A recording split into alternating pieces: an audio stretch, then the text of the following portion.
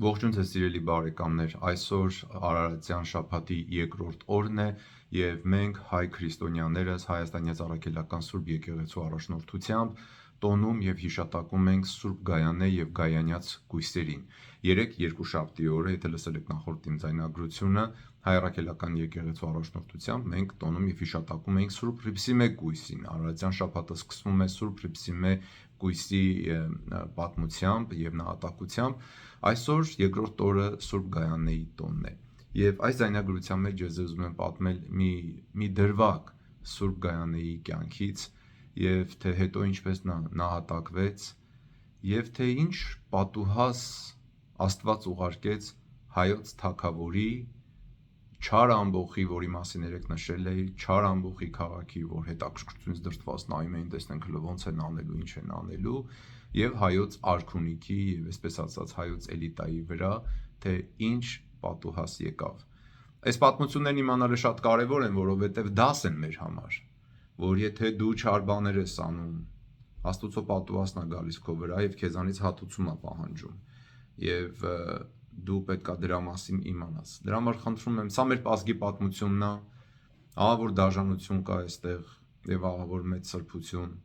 Ես խնդրում եմ ձեզ, լսեք այս ձայնագրությունը, կիսեք ձեր էջերին, որպեսզի ավելի շատ հայ մարդիկ իմանան այս բաների մասին, սովորեցրեք ձեր զավակներին, երեխաներին, որպեսզի մենք իմանանք մեր պատմությունը։ Այս բաների մասին գրում են մեր պատմիչները, հատկապես Ագաթ Անգեղոսը իր հայոց դարձի պատմության մեջ,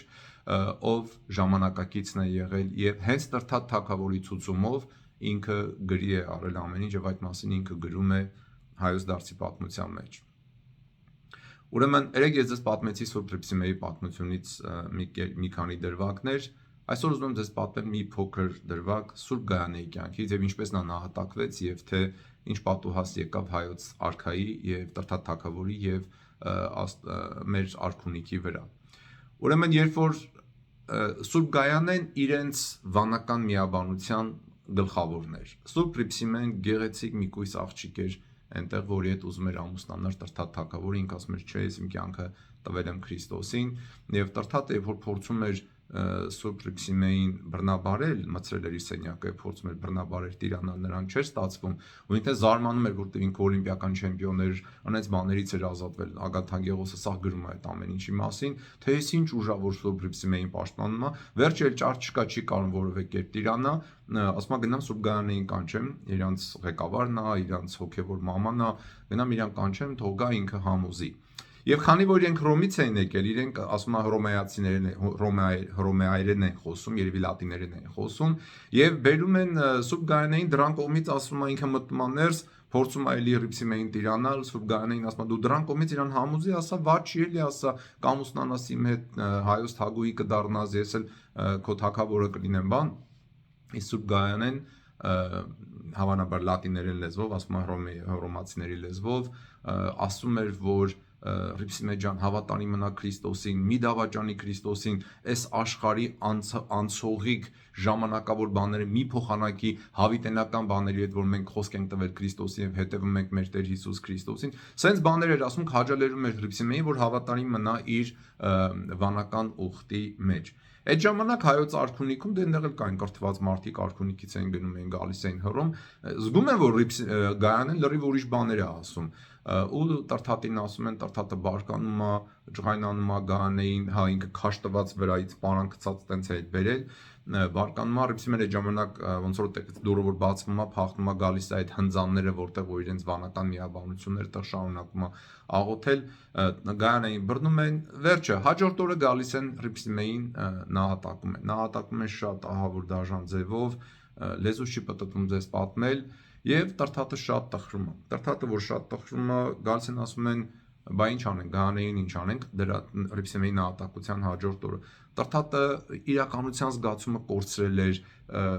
չէր հասկանում, ասում է, ես իմ Հռիփսիմեին եմ ուզում, ես իմ Հռիփսիմեին եմ ուզում, բան, ինքը չէր հասկանում, որ Հռիփսիմեն արդեն ինքը սպանել է տվել, նահատակվել է տվել։ Վերջը որ ասում է, այդ ինչ դաժան են այդ Գայանեին, իրանք չի հասկանում, թե ինչ բան է քրիստոնեությունը, մտածում է, որ վատ բաներ են անում,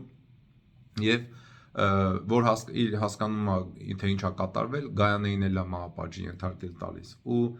Չեք պատկերացնի ինչ ահավոր դաժանություններ էին։ Դուք որ կարդաք Ագաթան Գեղոսի հայոց պատմությունը, տեսնեք օրինակ Գրիգոր Լուսավորչին Սուրբին 13 տարի առաջ դրանից ինչ ահավոր տառապանքների էին, նաջանքների էին ենթարկել։ Նույնը Սուրբ Հռիփսիմեին իրենց կույսերին, Գայանեին,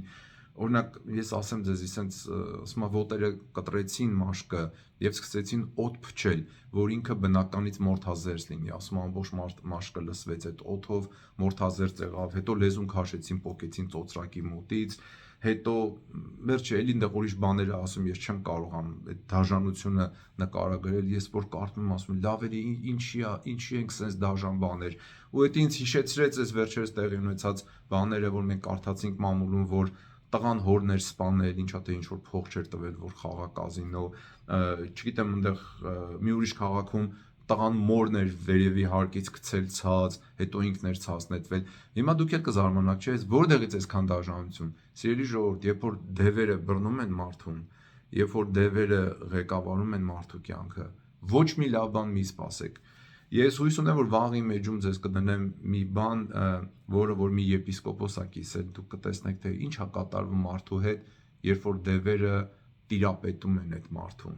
Ահա որ տանջալի բան է։ Մի խոսքով, այսքան տանջանքներից հետո հաջորդ օրն էլ Գայանեին այդ ամեն ինչ տանջանքներն անելուց հետո երբ խեղճի վրա ուշ չկար, իրեն գլխատում են եւ նրանց էլ գլխատում են ու այսպես այս սուրբ մարդիկ, որ Քրիստոսի խնամությամբ եկել են Հայաստան եւ այս ամեն ինչը սկզբնավորում էր մեր ազգի դարձը դեպի Քրիստոս, մեր արքունիքի էլիտայի դարձը դեպի Քրիստոս, դե թագավորը տխրում է, տենց ասում եմ սուքի մեջ նստած էր, սգում էր Հռիփսիմեի մասին, թե ասեն սիրուն աղջիկը ոնց ձեռիցս բաց թողից չկարողացա, վերջը սպանվեց բան։ 6 օր անցնում է ու ինչ եք մտածում, ինչ անում թագավորը 6 օրից, ասենք մտածում ես թագավորը կելնի պետական գործերով կզբաղվի, ինչ որ հանդիպումներ, բան, երկիրը կկառավարի, բան, ինչ մտածում, ինչ եք մտածում, ինչ անում։ 6 օր հետո ասում է որսի եմ գնում, ելեք որսի եմ գնում։ Ելնում են ու ասում է պատրաստեք, ասում է որսի նետերը պատրաստեք, այնտեղ էս բան կա, ասում է տագնապները պատրաստեք, ասում ես տագնապ որն է պատրաստել, դու մի ասա եւի տենց կենթանիներին տագնապելու ինչ որ ցանցեր են կամ գործիքներ են, բան, Ագաթան Գեղոսն է նկարագրում հայոց պատմության մեջ, այդ ամեն ինչը պատրաստում են, որսի են գնում, ընդամենը 6 օր հետո էս ամեն ինչից։ Ու տեսեք թե Աստուծո ինչպիսի պատուհասակ գալիս իրենց վրա։ Ավելի լավ է այս այդ մասը կարդամ Ագաթան Գեղոսի հայոց պատմությունից, որ դուք լսեք, եւ ասում է. Մինչդեռ կառքի վրա նստած թագավորը քաղաքից դուրս էր եկել, իսկույն նրա վրա տիրոջ պատուհասը հասավ եւ պիղծ դևը խփելով թագավորին կառքից վայր տապալեց։ Մտածում եք, որ մեկ-մեկ Աստված պատուհաս է ուղարկում, ինչ որ պիտի մեկը սուրբ գա, ասի, չի կարելի sense բան անել, հիմա քեզ պատժելու են, բան, չէ։ Աստված կարա հրամայի պիղծ դևին ու պիղծ դևի պատճառով քո վրա հարված գա։ Պիղծ դևի պատճառով ձեր վրա հարված գա, որպեսզի դու հասկանաս, որ Աստված քեզ կանչում է քո այդ գործ ունի անելու, դու պիտի փոխես քո վարքը, քո խոսքը, քո կենցաղը, քո ապրելակերպը։ Ու տեսեք ստեղ ինչ ասում է, եւ ասում է իսկույն նրա վրա տիրոջ պատուհասը հասավ եւ պիղծ դևը խփելով թագավորին կառքից վայր տապալեց։ Անմիջապես սկսեց մոլեգնել ու ինքն իրեն ուտել եւ բաբելացիների Նաբուգուդանոսր արքայի նման մարդկային բնույթից դուրս գալով վայրենի խոզերի կերպարանքով իբր նրանցից մեկը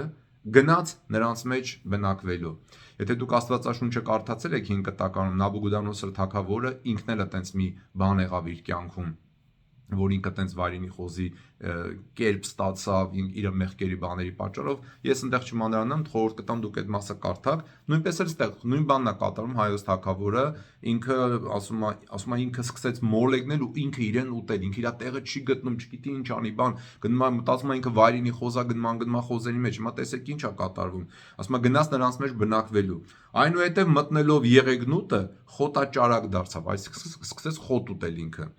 խոտաճարակ դարձավ, սաստիկ անզգայնությամբ դաշտերում կոծելով իր մերկ մարմինը, ինքը ոչ ցավ էր զգում, ոչ մի բան չէր զգում, ազգային էր դարձել եւ ասում է դաշտերում կոծում էր ինքը իր մարմինը։ Թեպետ կամեցան նրան արգելափակել քաղաքում, այսինքն արքունիքի անդամներ, իշխաններ եկան իրան բռնեցին, բերեցին քաղաքում, փորձեցին փակել բան, արգելափակել քաղաքում, չկարողացան նախ բնական ուժի պատճառով եւ ապա չդիմանալով նրա մեջ մտած դիվական ուժին, այսինքն նրա մեջից այդ դիվական ուժը կռվում էր ու ոչ մեկը չկարողացավ ոչ մի բան անել, ինքը էլի փախավ։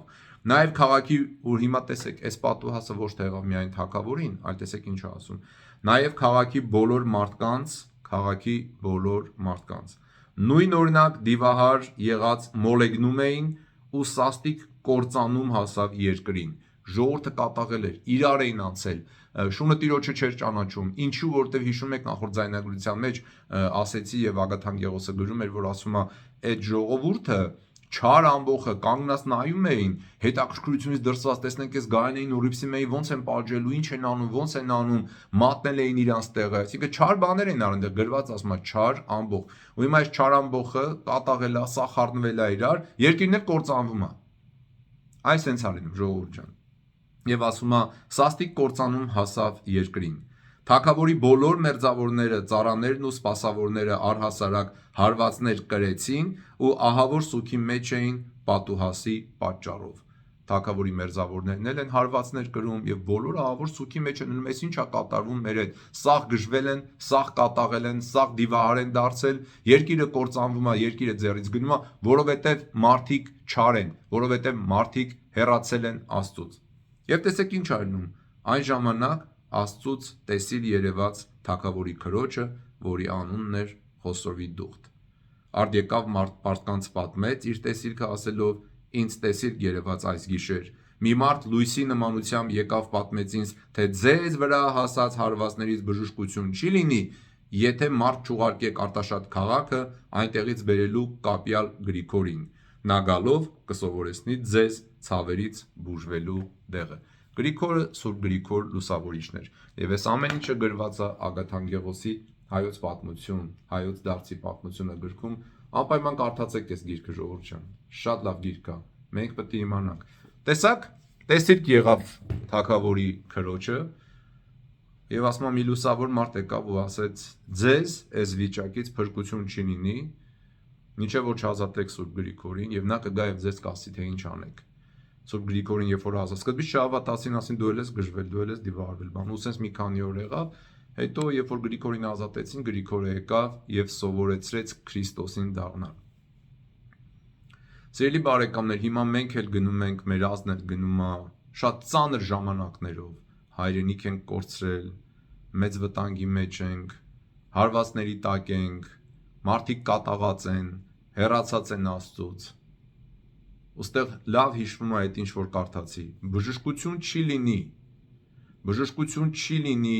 եթե չվերադառնաք Քրիստոսին, եթե չվերադառնաք Աստծուն, կլինի ավելի վատ։ Բժշկություն չի լինի, եթե չվերադառնաք Քրիստոսին, չսովորեք իր պատվիրաններն ու պատգամները եւ չհնազանդվեք նրան։ Չեմ ասում է հավատակ, եթե չհնազանդվեք նրան, որովհետեւ նոր կտակարանում մի տեղ կա, որտեղ հավատալ Քրիստոսի նշանակում է հնազանդվել Քրիստոսին, ասում է, իսկ ով չի հնազանդվում մարդու որդուն։ Սիրելի ժողովուրդ, խնդրում եմ, այս պատմությունները մեզ դաս պետք է լինեն, թե մենք ինչպես այսօր այս մեր ծանր վիճակից դուրս գանք։ Բժշկություն չի լինի, եթե մենք չվերադառնանք Քրիստոսին, որովհետև Սուրբ Գրիգորը որ եկավ, ինքը ժողովրդին ցույց տվեց Քրիստոսին ճանաչելու ճանապարհը։ Իսկ Քրիստոսին ճանաչում ես, եթե դու կարդում ես իր ասածները։ Իսկ իր ասածները գրված են Աստվածաշնչում, դու պիտի վերցնես գոնե 4 ավետարանները պետքա կարդաս։ Սովորեցրեք ձեր երեխաներին, հիմա ամառը նստացրեք, ասեք Բալիկ ջան, նստի կարդա ավետարանս Մատթեոսի, ավետարանս Ղուկասի, մի բան չհասկանաս, հարցրու, եթե դու չես հասկանում, գնա քո քահանային հարցրա, գնա քո եկեղեցում, խոսիր քո քահանային, ասա Տեր հայր, ինչպես վարվենք, ոնց ապաշխարենք, ոնց անենք այդ ապաշխարության գործը եւ ամեն օր աղոթեք ու ասեք Տեր Հիսուս, ցույց տուր ինձ ճանապարհը, ցույց տուր ինձ քո ողորմությունը, ողորմյա ինձ մեղավորից, որտեղից սկսեմ, ինչ անեմ։ Եղավ դե ժողովուրդ ջան, եթե այս զայնագրությունը ձեզ մտածելու տեղիք տվեց եւ կուզեք որ ավելի շատ հայ մարդիկ էլ այս բաների մասին իմանան, կիսեք ձեր էջերին, թող ավելի սովորեցրեք ձեր տնեցիներին, վերցրեք հայոց դարձի պատմությունը Ագաթան Գեղոսի, վերցրեք գնեք կարդացեք, վերցրեք Աստվածաշունչը կարդացեք, որովհետև մեզ այս վիճակից բուժում չի լինի, եթե մենք չդառնանք մեր Տեր Հիսուս Քրիստոսին, ում փառք Հորի և Սուրբ Հոգու հետ միասին այժմ և միշտ և հավիտյանս հավիտենից ամեն։